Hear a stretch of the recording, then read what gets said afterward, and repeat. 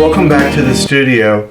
Today we're going to be doing a video solely on fusible batting, and I wanted to use this time to do that because I'm going to be using fusible batting in a couple future videos, and it just simplifies things. It's a little bit of a time saver over the traditional thread basting or pin basting that we have been doing for years.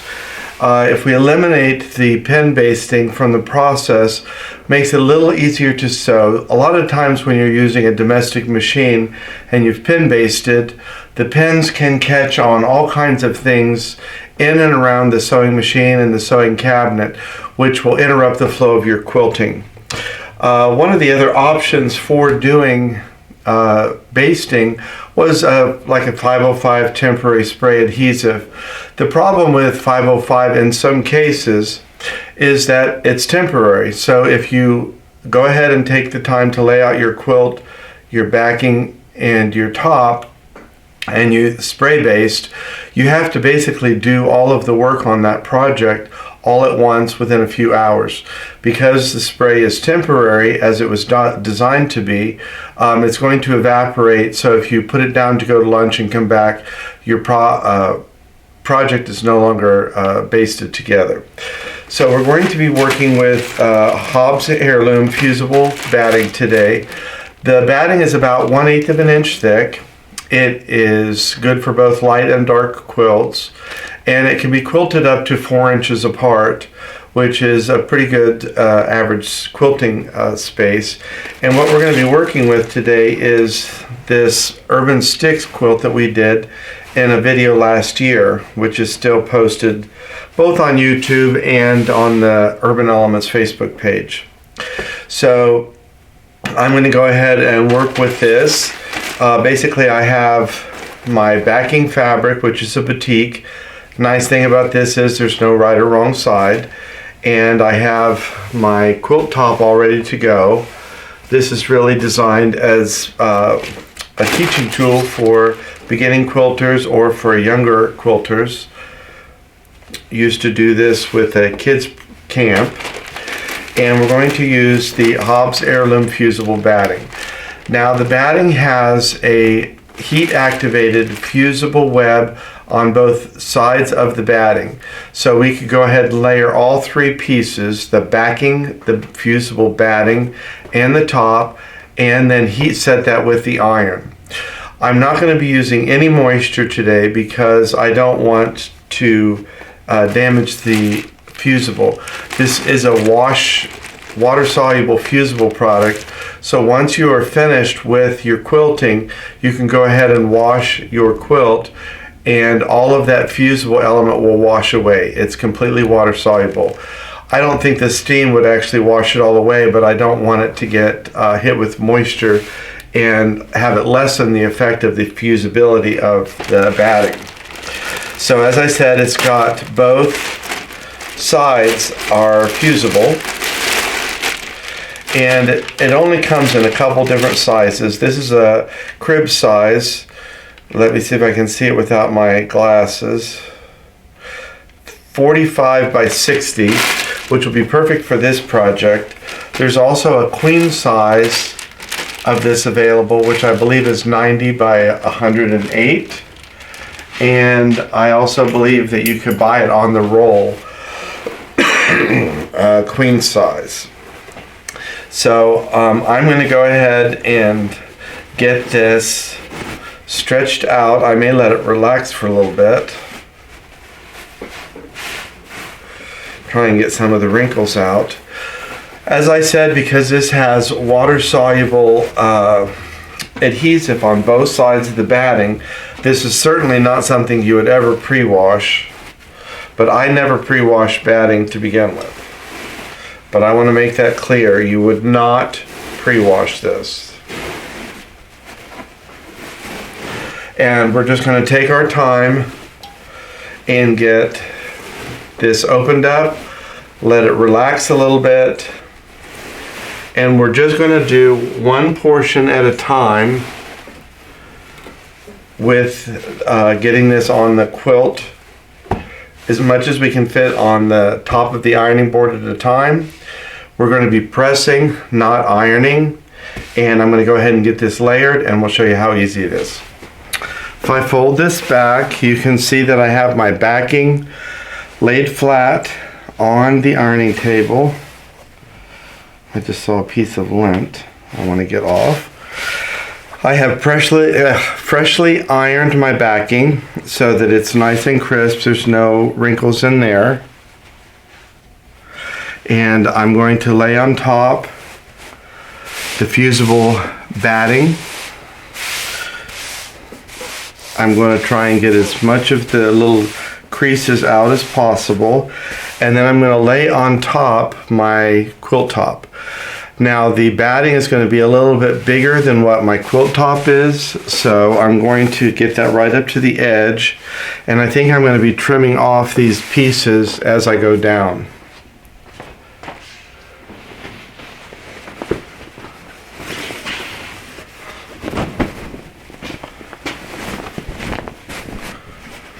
Now I have the backing facing down just as you normally would with quilting or basting.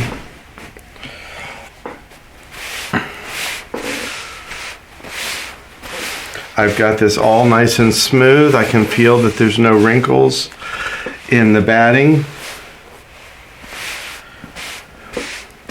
And now I'm just going to start the fusing process. Again, this is not an ironing. This is simply a pressing. I'm just going to let the irons heat, work its way down through the top, through the fusible batting, and all the way through to the back. Now, of course, when this whole thing is finished, I will flip it over and make sure that I have the back fused properly also.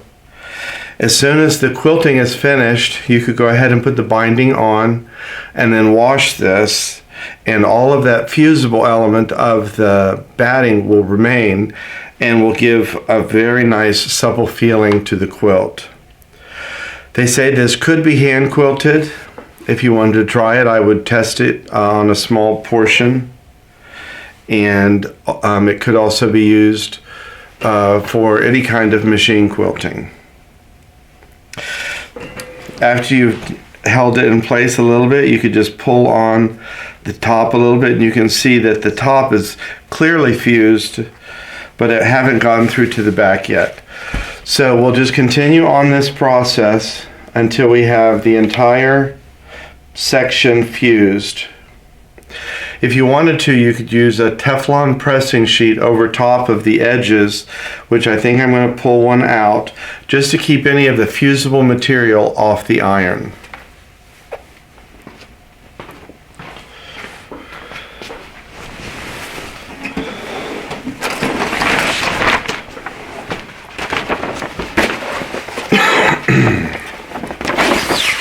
If you have a large Teflon pressing sheet like this, you could utilize that to just quilt or fuse one side at a time. I could have this underneath the batting with the back not present, fuse it onto the mat, and then peel it back off, and it would be okay to refuse onto the batting. So if you wanted to do that separately, you certainly could. I have trimmed away the batting that I don't need on the side, so that this is my backing fabric and this is the edge of my top. So when I go ahead, I can go ahead and fuse the very edge of this quilt piece as I go. I'm going to save those strips on the two sides, and I most certainly will have also a piece at the bottom. And I can use those if I ever need to seam together a little piece of batting for any purpose, or for any other little project that I might want to try. But also, I think when this quilt is finished, rather than putting a traditional binding on it, I'm going to just flip the back over, fold it and flip it, and use that the backing as the binding. When I would teach this as a kid's quilt, because traditional French fold bias binding is a little too complicated to teach young ones, we would often utilize that method. So we would trim it, fold it, and top stitch it. The Teflon pressing sheet is a good idea. It just helps keep the iron clean on the edges where the fusible is. Allows you to go right up to the edge and fuse.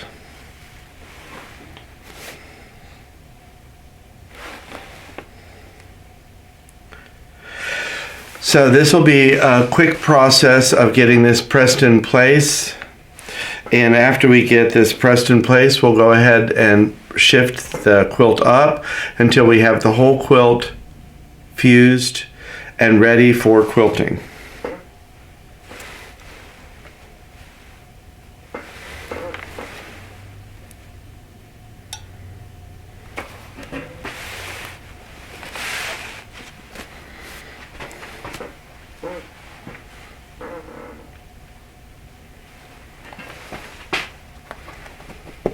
You can see how the top here completely smooth, the batting is smooth, and it's catching some of the backing with the heat, which I will definitely flip over and hit it from the back as well, but it's doing a beautiful job of giving us a nice flat, crisp fuse and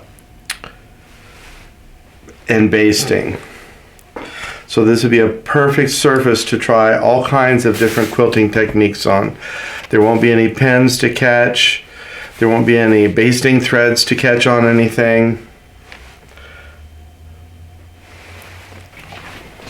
I have this whole section here fused, so I'm just going to grab the top and all of its layers and just slide this up till I can get the next section under my iron. And then I will just take a couple minutes to make sure that everything is smoothed out again before I start the fusing process.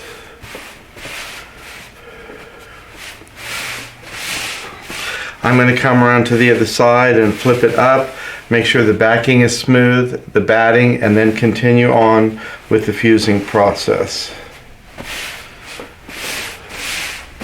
It feels good from the top, but I just want to check.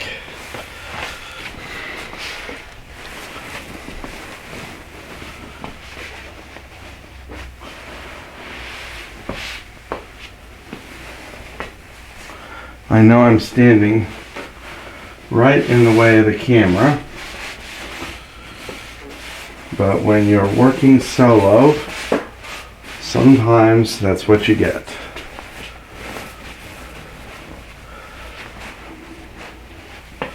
And I'm sure this is not the first time you've seen the back of my head in one of these videos.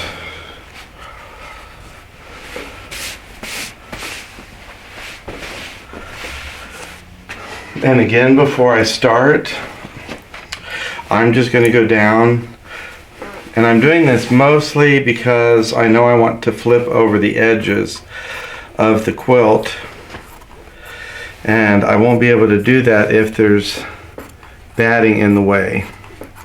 So I'm going to keep trimming this down as I go each time.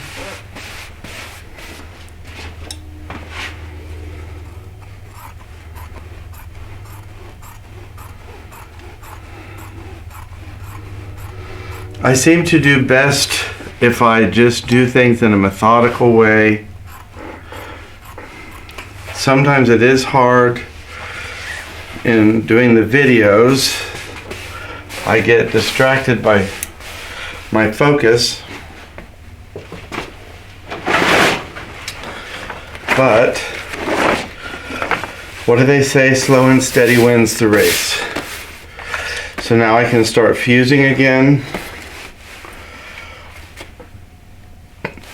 Just letting the iron have enough time to penetrate through the Teflon pressing sheet, through the top layer, into the batting. I know that I'm not completely catching the backing yet, but I am going to turn it over and iron it again from the back. Iron, I mean press. And make sure that both sides are completely stabilized, and you'll see how nice this works by the time we're finished. This might be my last section.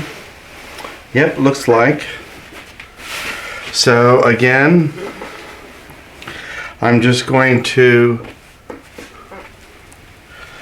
fold back my layers and make sure that first the backing is nice and smooth.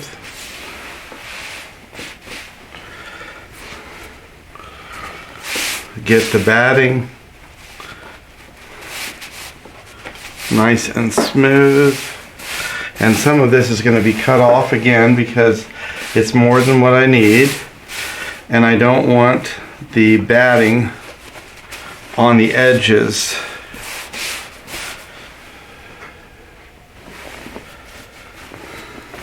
Of the backing. I want to keep that backing clear so I can fold that over. If you were going to do traditional bias binding and just trim off the edges, that may not be a concern for you.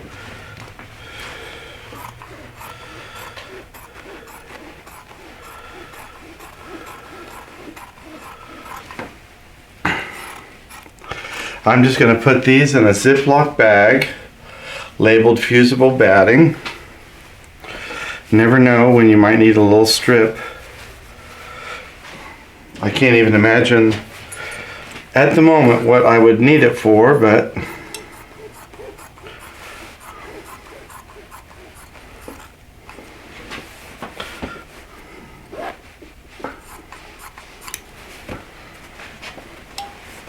that reminds me of a story I can tell you while I'm finishing cutting that piece. When I was in Florida, I worked at a quilt shop, and one of the customers came in and told me that she was helping a friend whose husband had recently passed away, and they were going through his workroom, getting rid of some of the stuff, making room. I guess the widow was going to downsize. And one of the things they came across in his workspace was a jar of string. And the jar had a label on it that said, "Pieces of string too small to use." And sometimes I think about myself in that regard. Saving things that make no sense. Every time I tell that story, I get a chuckle out of it. Fortunately, they got a chuckle out of it as well. So I'm down to the very last section. This didn't take very long at all. It's really, really nice to have something basted in a way that isn't going to prevent you from doing the kind of work that you want to do. And after we get this all basted, I will show you how I'm going to quilt it. That won't be today. Today I wanted to focus solely on the fusible batting and how easy it is to use. Hobbs Heirloom is a very reputable company, and I'm looking forward to showing you how easy this is to quilt after we get it basted.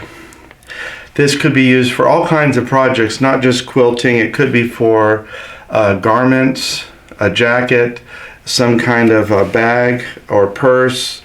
So there's lots of uses for this, and it comes in the different size packaging, so you could always utilize the size that you need. So I'm going to go ahead and finish this top piece off, and then I'll show you. I'm just going to flip it over.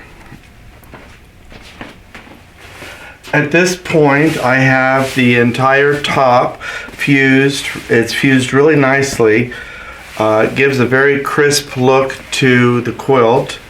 And I probably have a good portion of the back fused as well. But I'm going to go over this again from the back and just give the whole thing a good press to make sure that I've completely caught it, just so I don't get any little puckers or pleats unexpectedly in the quilt. It really didn't take that long to do it, and also for me, I felt it was a lot more enjoyable than pin basting. I remember pin basting. I don't have fond memories of it, but I think I enjoyed this better. For one thing, I got to be upright. I know that I was always bent over a table with pin basting, but also I have to give credit to the height of my table. My ironing station is really just a workstation, a workbench from Home Depot. I don't know if it was a Husky. I think it was a Husky. And then I made my ironing board cover just out of a piece of wood to fit.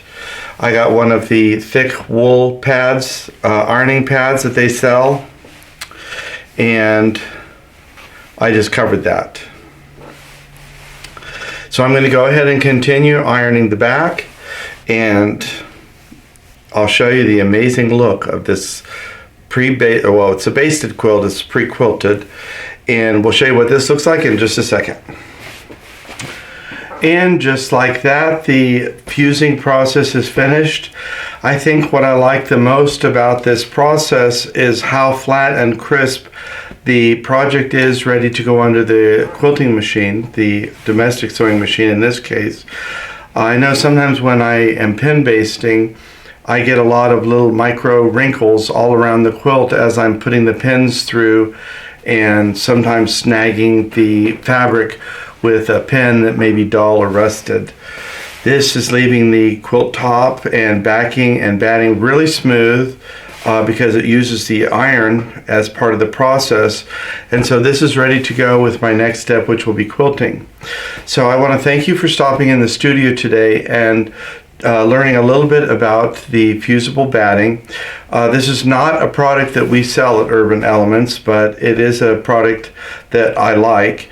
It's Hobbs 80/20. It's got the fusible webbing on both sides, and most likely would be available at your local quilt shop, but you could certainly order it online. You can quilt up to 4 inches apart. It has 1/8 inch loft, and once you finish your quilt project, you can wash it, and all of the fusible product washes away. So for that reason, you would never pre-wash this batting. I think we're ready to go on this, and so thanks for stopping by today, and we look forward to seeing you next time when we utilize this pre-basted quilt to do some quilting. See you next time.